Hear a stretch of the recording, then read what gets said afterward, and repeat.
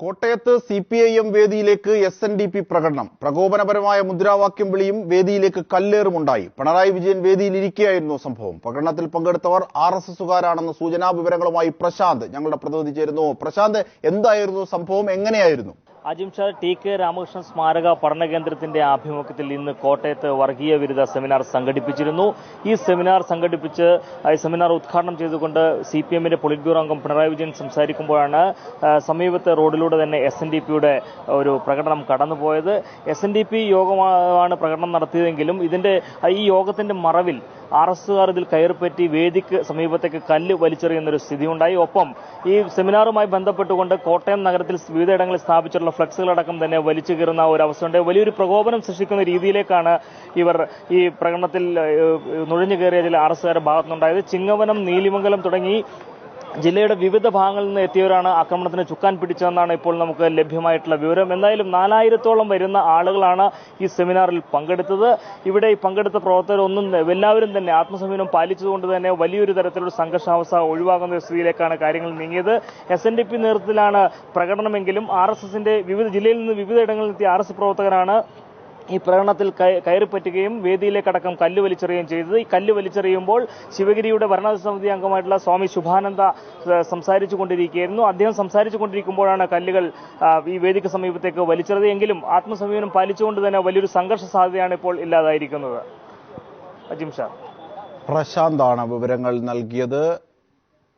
RSS BJP ബന്ധം മറച്ചുവെക്കാനാണ് CPIMനെതിരെ കുപ്രചരണം നടത്തുന്നതെന്ന് പ്രതിപക്ഷ നേതാവ് VS അച്യുതാനന്ദൻ. CPIM SNDPയെ അപമാനിച്ചു എന്നത് കുപ്രചരണമാണെന്നും അദ്ദേഹം പറഞ്ഞു. ശ്രീനാരായണ ദർശനങ്ങൾ ഉയർത്തിപ്പിടിക്കുന്ന പാർട്ടിയാണ് CPIM എന്നും VS അച്യുതാനന്ദൻ പ്രസ്താവിച്ചു. ശ്രീനാരായണ ഗുരുവിന്റെ പ്രതിമ തകർക്കാൻ വരെ മനസാക്ഷിക്കുത്തില്ലാത്തവരായി RSSകാർ മാറിയെന്ന് CPIM സംസ്ഥാന സെക്രട്ടറി കോടിയേരി ബാലകൃഷ്ണൻ. മുതലെടുപ്പ് നടത്താൻ കഴിയുന്ന തരത്തിൽ ഒരു വിഷയം ഘോഷയാത്രയിൽ അവതരിപ്പിക്കാൻ പാടില്ലായിരുന്നുവെന്നും കോടിയേരി വ്യക്തമാക്കി. പ്രതിപാദിച്ചിട്ടുള്ളത്.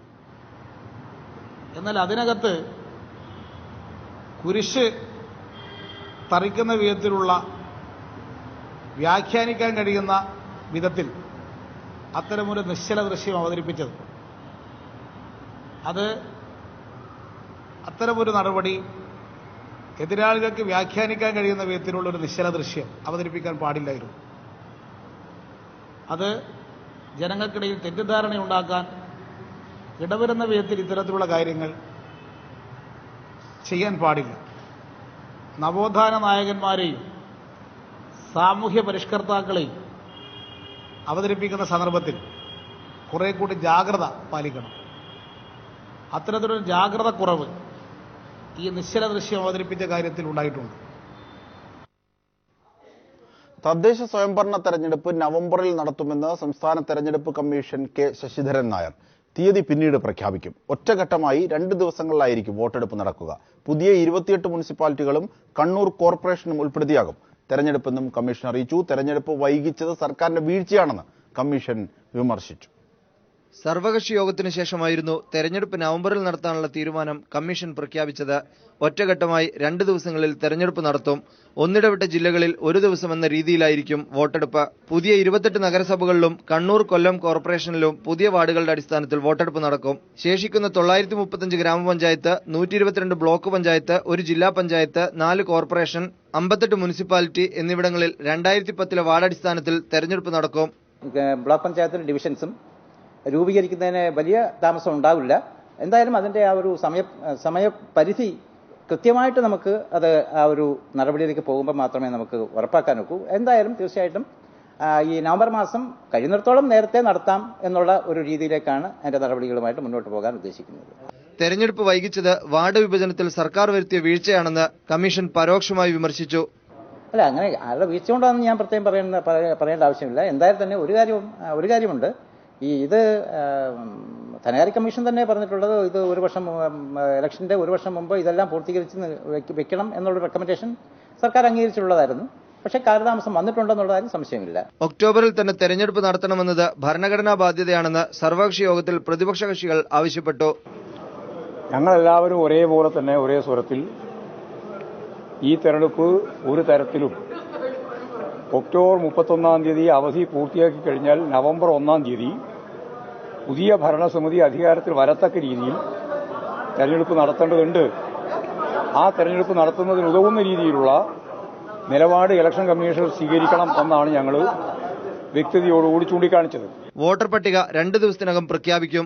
2,49,00,000 വോട്ടർമാരിൽ 5,04,000 പേർ പുതിയ വോട്ടർമാരാണ്. News bureau, Thiruvananthapuram. തെരഞ്ഞെടുപ്പുമായി ബന്ധപ്പെട്ട് കമ്മീഷനും സർക്കാരും തമ്മിൽ തർക്കങ്ങളില്ലെന്ന് മുഖ്യമന്ത്രി ഉമ്മൻചാണ്ടി. സർക്കാരും ഇലക്ഷൻ കമ്മീഷനുമായിട്ട് ഒരു തർക്കവുമില്ല. അത് ചില പ്രശ്നങ്ങൾ വന്നിരുന്നു, അതെല്ലാം ചർച്ച ചെയ്ത് തീർത്തു. അതിൻ്റെ അടിസ്ഥാനത്തിലാണ് കോടതിയിലും സർക്കാരും ഇലക്ഷൻ കമ്മീഷനും ഒരേ രീതിയിൽ അഫിഡവിറ്റ് കൊടുത്തത്. ഇപ്പോൾ കോടതി ഇലക്ഷൻ കമ്മീഷനെ പൂർണ്ണമായും ചുമതലപ്പെടുത്തിയിരിക്കുകയാണ്. അപ്പം കോടതി വിധിക്ക് വിധേയമായി ഇലക്ഷൻ കമ്മീഷൻ ഇലക്ഷൻ നടത്തും. പിന്നെ ശബരിമല സീസണിൽ ഭക്തജനങ്ങൾക്ക് വോട്ട് ചെയ്യുന്നതിന് തടസ്സമില്ലാത്ത വിധത്തിൽ തെരഞ്ഞെടുപ്പ് തീയതി വരുന്നതാണ് അഭികാമ്യം. അതൊക്കെ ഇലക്ഷൻ കമ്മീഷൻ എല്ലാ വശങ്ങളും പരിശോധിക്കും. പോലീസിന്റെ കുറവും കാര്യങ്ങളൊക്കെ ഗവൺമെന്റ് നോക്കും. സംഘപരിവാറിനോട് തൊട്ടുകൂടായ്മ ഇല്ലെന്ന് SNDP യോഗം ജനറൽ സെക്രട്ടറി വെള്ളാപ്പള്ളി നടേശൻ. ആരുമായും കൂട്ടുകൂടുന്നതിന് SNDP എതിരല്ലെന്നും വെള്ളാപ്പള്ളി നടേശൻ അറിയിച്ചു. എറണാകുളം കോതമംഗലത്ത് തെരുവുനായയുടെ കടിയേറ്റ കുഞ്ഞിന്റെ നില അതീവ ഗുരുതരം. കുഞ്ഞ് അങ്കമാലി ആശുപത്രി ICUവിലാണ്. വീട്ടുവരാന്തയിൽ വെച്ചാണ് കുഞ്ഞിനെ തെരുവുനായ കടിച്ചു കീറിയത്. ഞായറാഴ്ച ഉച്ചയ്ക്ക് 1:45 വീട്ടുമുറ്റത്ത് കളിച്ചുകൊണ്ടിരുന്ന 2.5 വയസ്സുകാരൻ ദേവനന്ദിന് തെരുവുനായയുടെ കടിയേറ്റത്. ഒപ്പമുണ്ടായിരുന്ന അമ്മ അമ്പിളി വീടിനകത്ത് കയറിയ 20 സെക്കൻഡിലാണ് തെരുവുനായ കുട്ടിയെ കടിച്ചു പറിച്ചത്. ദേവനന്ദിന്റെ കണ്ണുകൾക്കും മുഖത്തും കഴുത്തിനും ഗുരുതരമായി കടിയേറ്റു.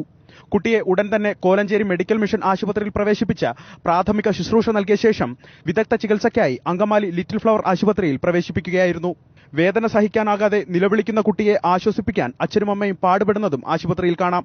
ഈ സമീപത്തിനടുത്തുള്ള പ്രദേശത്ത് നായശല്യം വളരെ അധികമാണെന്ന് കഴിഞ്ഞ ദിവസം 2-3 മാസങ്ങളടക്കം പത്രങ്ങളടക്കം വലിയ വാർത്ത വന്നിട്ടും അവിടുത്തെ പ്രദേശത്തെ ആടുകളെയും മറ്റു മൃഗങ്ങളെയും കടിച്ചു കൊല്ലുന്നു എന്ന് പറഞ്ഞിട്ടും അധികൃതർ ഒരു നടപടി സ്വീകരിക്കാത്തതിന്റെ ഭാഗമായിട്ടാണ് 2.5 വയസ്സുള്ള മുലമുടി പോലാത്ത ഒരു കൊച്ചു കുഞ്ഞിന് പോലും അത് വീടിന്റെ വരാന്തയിൽ പോലും ഇരിക്കാൻ പറ്റില്ലാത്ത രീതിയിലേക്ക് ഇത്തരം അനുഭവം ഉണ്ടായിരിക്കുന്നത്. ENT ഉൾപ്പെടെ 5 വിഭാഗങ്ങളുടെ HOD-മാർ ചേർന്നാണ് ശസ്ത്രക്രിയയ്ക്ക് നേതൃത്വം നൽകുന്നത്. കുട്ടിക്ക് പേവിഷബാധ ഏൽക്കാതിരിക്കാനുള്ള വാക്സിനേഷൻ നൽകിയിട്ടുണ്ട്. കുട്ടിയുടെ കാഴ്ചയെ ബാധിക്കുമോ എന്നതിന് മറുപടി ഇപ്പോൾ പറയാനാകില്ലെന്ന് ദേവാനന്ദിനെ ചികിത്സിക്കുന്ന നേത്രരോഗ വിഭാഗം മേധാവി ഡോക്ടർ എലിസബത്ത് ജോസഫ് പറഞ്ഞു.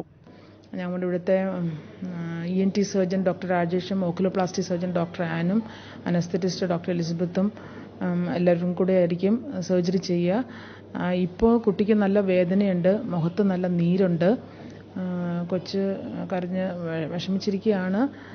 പക്ഷേ തുന്നൽ ഉച്ചകഴിഞ്ഞ് ഓപ്പറേഷന് ശേഷം കൊച്ച് കുറച്ചുകൂടെ ക്വയറ്റ് ആകുമെന്നാണ് പ്രതീക്ഷിക്കുന്നത്.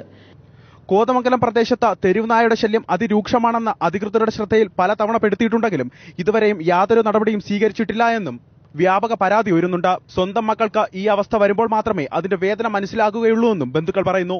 News bureau, Kochi. അപകടകാരികളായ നായ്ക്കളെ കൊല്ലാൻ നഗരസഭകൾക്ക് കർശന നിർദ്ദേശം നൽകുമെന്ന് മന്ത്രി മഞ്ഞളാംകുഴി അലി പീപ്പിൾ ടിവിയോട് പറഞ്ഞു. ഇക്കാര്യത്തിൽ നിയമ തടസ്സം ഇല്ലെന്നും മഞ്ഞളാംകുഴി അലി വ്യക്തമാക്കി. അത് എന്താണ് ചെയ്യാത്തതെന്ന് നഗരസഭയോട് അന്വേഷിക്കണം. കാരണം നഗരസഭകളാണ് ഇതൊക്കെ ചെയ്യേണ്ടത്, അല്ലെങ്കിൽ പഞ്ചായത്തുകളാണ് ചെയ്യേണ്ടത്. സ്വാഭാവികമായിട്ട് എന്താണെന്ന് ചെയ്യാത്തതെന്ന് അന്വേഷിക്കണം. പക്ഷെ ഇപ്പോ അക്രമകാരികളായ നായ്ക്കളെ കൊല്ലാനുള്ള ഒരു നിയമം ഇപ്പോൾ ഓൾറെഡി എക്സിസ്റ്റിംഗ് ആണ്, നിലവിലുണ്ട്. അതനുസരിച്ച് നഗരസഭകൾക്ക് മുന്നോട്ട് പോകും. വാർക്കോഴ കേസുമായി ബന്ധപ്പെട്ട അന്വേഷണ റിപ്പോർട്ട് വിജിലൻസ് കോടതിയിൽ സമർപ്പിച്ചിരിക്കുന്നതിനാൽ ലോകായുക്തയിൽ അന്വേഷണ രേഖകൾ ഹാജരാക്കാൻ കഴിയില്ലെന്ന് വിജിലൻസ് അറിയിച്ചു. അതേസമയം റിപ്പോർട്ട് ലഭിച്ചതിന് ശേഷം മാത്രമേ കേസിൽ പ്രതികൾക്കെതിരെ സാക്ഷിമൊഴി നൽകിയ ബിജു രമേശിന്റെ ഡ്രൈവർ അമ്പിളിക്ക് സമൻസ് അയക്കാൻ കഴിയൂവെന്ന് ലോകായുക്ത വ്യക്തമാക്കി. കേസിലെ മറ്റൊരു സാക്ഷിയായ bar hotel owners association president Rajkumar Unni മുൻ നിലപാടിൽ ഉറച്ച് ലോകായുക്തയിൽ മൊഴി നൽകി. അടുത്ത മാസം 6-ന് കേസ് വീണ്ടും പരിഗണിക്കും. ഫുജൈറയിൽ ദീർഘകാലമായി ആശുപത്രിയിൽ നരകയാതന അനുഭവിച്ചിരുന്ന ഇന്ത്യക്കാരന് സന്നദ്ധ പ്രവർത്തകർ തുണയായി. ഫുജൈറയിലെ കൈരളി കൾച്ചറൽ അസോസിയേഷൻ പ്രവർത്തകരാണ് പ്രവാസിക്ക് സഹായമായത്.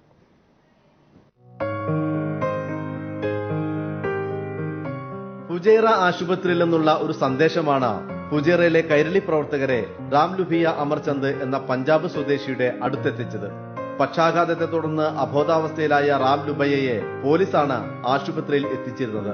പാസ്പോർട്ടോ വിസയോ മറ്റു താമസരേഖകളോ ഉണ്ടായിരുന്നില്ല ഇദ്ദേഹത്തിന്. പതിറ്റാണ്ടുകൾക്ക് മുമ്പ് ഫുജേറയിലെത്തിയ റാം ലുബയ്യ കഴിഞ്ഞ 9 വർഷമായി നാട്ടിൽ പോയിട്ടില്ലായിരുന്നു. ഫുജേറ ആശുപത്രിയിലെത്തിയ കൈരളി കൾച്ചറൽ അസോസിയേഷൻ പ്രവർത്തകരാണ് പിന്നീട് ലുബയ്യയെക്കുറിച്ചും അദ്ദേഹത്തിന്റെ കുടുംബത്തെക്കുറിച്ചും അന്വേഷിച്ച് ആശുപത്രി അധികൃതർക്ക് വിവരങ്ങൾ കൈമാറിയത്. 6 മാസമായി ആശുപത്രിയിൽ കഴിയുകയായിരുന്നു റാം ലുബയ്യ അമർചന്ദ്. ആശുപത്രിയിലാണെങ്കിൽ ഭീമമായ തുക നൽകാനുണ്ട്, സഹായിക്കാൻ ആരുമില്ല. ഈ സമയത്താണ് കൈരളി കൾച്ചറൽ അസോസിയേഷൻ പ്രവർത്തകർ ആശുപത്രിയിലെത്തുന്നത്. പിന്നെ എല്ലാം സന്നദ്ധ പ്രവർത്തകർ ഏറ്റെടുത്തു. സ്തുത്യർഹമായ പ്രവർത്തനങ്ങളാണ് പിന്നീട് സാമൂഹ്യ പ്രവർത്തകർ നടത്തിയത്. Kairali cultural association consul secretary PM അഷറഫിന്റെ നേതൃത്വത്തിൽ സാമൂഹ്യ പ്രവർത്തകർ ഇന്ത്യൻ കോൺസുലേറ്റിനെ സമീപിച്ചു. റാം ലുബയ്യയുടെ ചികിത്സാ ചെലവുകൾ നൽകാനും ഇയാളെ നാട്ടിലെത്തിക്കാനുമുള്ള സഹായത്തിനും അപേക്ഷിച്ചു. ആർക്ക് എവിടെ സഹായം എത്തിക്കാൻ കഴിയുമോ അവിടെയെല്ലാം ഓടിയെത്തിക്കാൻ വേണ്ടിയുള്ള ശ്രമമാണ് നമ്മൾ നടത്തുന്നത്. നീണ്ട ആശുപത്രിവാസം കഴിഞ്ഞ് റാം ലുബയ്യ നാട്ടിലേക്ക് മടങ്ങി. ആരും അറിയാതെ എരിഞ്ഞു തീരുമായിരുന്ന ഒരു ജീവിതത്തെ തിരികെ കൊണ്ടുവരാൻ സന്നദ്ധ പ്രവർത്തകർക്ക് കഴിഞ്ഞു. തിരക്കുകളിൽ അമരുന്ന പ്രവാസ ലോകത്തിന് ഇത് വലിയ മാതൃകയും സന്ദേശവുമാണ് നൽകുന്നത്. T Jamaluddin, Dubai.